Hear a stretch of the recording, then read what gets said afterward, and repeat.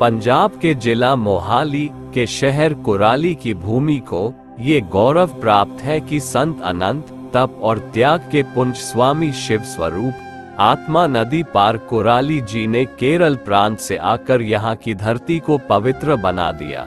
स्वामी जी ने ब्रह्मज्ञानी सद्गुरु संत महापुरुष धर्महंस योगी के रूप में मानव कल्याण के लिए अपने पवित्र चरणों की पावन छोह और तपस्या द्वारा ही यह स्थान तीर्थों का तीर्थ बना दिया। उनकी तपस्या द्वारा ही यह स्थान कैलाश धाम बन गया और स्वामी जी साक्षात शिव का अवतार हैं और इनमें साक्षात शिव के दर्शन होते हैं। वे करीब 54 वर्ष इस स्थान पर रहे। 1946 से अगस्त 2000 तक अपनी तपस्या और नाम सिमरन द्वारा इस आश्रम के कण कण को पवित्र कर दिया। इस आश्रम में आज भी ज्ञान की गंगा निरंतर बह रही है। कुटिया का वातावरण प्राचीन आश्रम की तरह गुरु और शिष्य में अटूट रिश्ता जोड़ने वाला रहा है। स्वामी जी का जीवन तप, त्याग और दयालुता से पूर्ण और पवित्रता वाला जीवन नजर आता है, जो महापुरुषों की असल परिभाषा कहा जा सकता है। ये स्थान पहले कुराली के ही एक बाबा सालिग्राम जी की तपस्थली भी है। कहते हैं कि बाबा सालिग्राम जी ने शरीर छोड़ते समय ये भविष्यवाणी की थी कि इस स्थान को एक महान पहुँचे हुए महात्मा अपनी चरण रस से पावन करेंगे और यह स्थान एक महान तपोवन बनेगा। कुछ समय बाद ही स्वामी शिव स्वरूप आत्मा जी का यहाँ आगमन हुआ।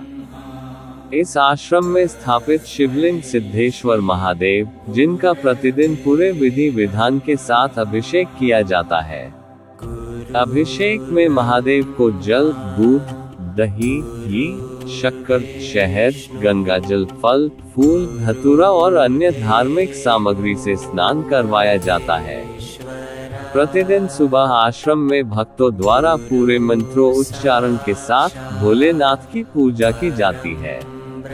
इस आश्रम में श्रावण मास में भगवान भोलेनाथ का अभिषेक विशेष तौर पर पूरे विधि विधान से किया जाता है। जो भी भक्त सच्चे मन से भगवान शिव की पूजा करता है, उसकी हर मनोकामना पूरी होती है। बड़े ही सौभाग्य की बात है कि खरड़ से आते शिव भक्तों द्वारा वर्ष के सभी रविवार शिवलिंग को फूलों और फलों के साथ बहुत श्रद्धा, आस्था और लगन से सजाया जाता है। पिछले कई वर्षों से वह इस सेवा को निभा रहे हैं। शिवलिंग को फूलों से इतना बढ़िया और शानदार सजाया जाता है कि हर रविवार इसके दर्शनों के लिए भक्तजन दूर दूर से आते हैं। आश्रम में मौजूद वर्षों पुराना कुआं, जिसका जल आज भी गंगा जल समान अमृत और शीतल है। कहा जाता है कि 1986 में कुंभ के समय गंगा जी यहाँ स्वयं प्रकट हुई थी। इस आश्रम में स्वामी जी द्वारा बताई गई जड़ी बूटियों से दवाई तैयार की जाती हैं।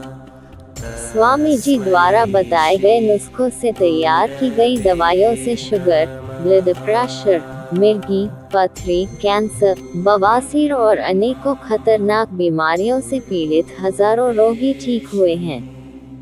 ये दवाइयाँ आज भी आश्रम में निःशुल्क दी जाती हैं।